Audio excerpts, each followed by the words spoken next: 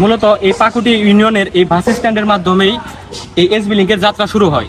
পরে যাত্রী বাড়ার কারণে এবং নাগরপুর যাত্রীর সুবিধার্থে এই এসবি লিঙ্কের বাস স্ট্যান্ড স্থানান্তর করে নেওয়া হয় মাহমুদনগর তারাবাগ বাস স্টেশনে, যার কারণে নাগরপুর থেকে আগত সকল যাত্রীরা এই বাসের মাধ্যমে ঢাকার দিকে মুভ করতে পারে।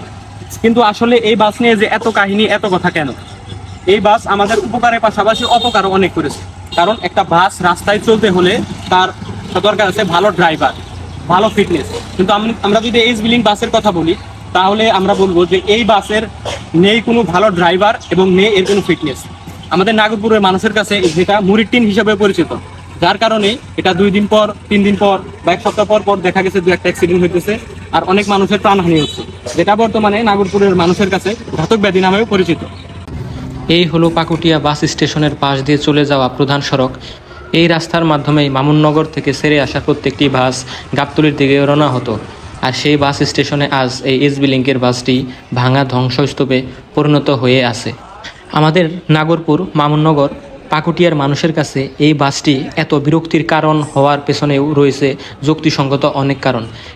কেননা এই এসবি লিঙ্ক বাস পরিবহনের না আছে কোনো ট্যাক্স টোকেন, না আছে গাড়ির ফিটনেস, তবুও মহাসড়কে যুগের পর যুগ চলছে এই যানবাহনটি ভাঙ্গারি নামে। মানুষ থেকে শুরু করে গরু, ছাগল, হাঁস, মুরগি সবই যেন এই পরিবহনের যাত্রী। তাছাড়াও একটি গাড়িকে নিয়ন্ত্রণ করতে দরকার ভালো একজন প্রশিক্ষণপ্রাপ্ত ড্রাইভার, কিন্তু এই বাসে নেই কোনো ভালো প্রশিক্ষণপ্রাপ্ত ড্রাইভারও। মাঝে মাঝে এটাও শোনা যায় যে গাড়ির যে হেল্পার, তাকে ধারাও এই বাসটি চালানো হয়। আর এর ফলেই পাকুটিয়া বিশাল একটি বাস দুর্ঘটনা ঘটে এবং এই দুর্ঘটনায় পাকুটিয়া বিসিআরজি হাই স্কুলের একজন মেধাবী শিক্ষার্থী নিহত হয়। এই দুর্ঘটনা এখানেই সীমাবদ্ধ নয়।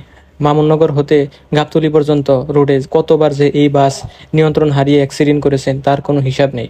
সর্বোপরি বলা যায় এই বাস একদম ফিটনেসবিহীন এবং রাস্তায় চলাচলের জন্য অনুপযুক্ত।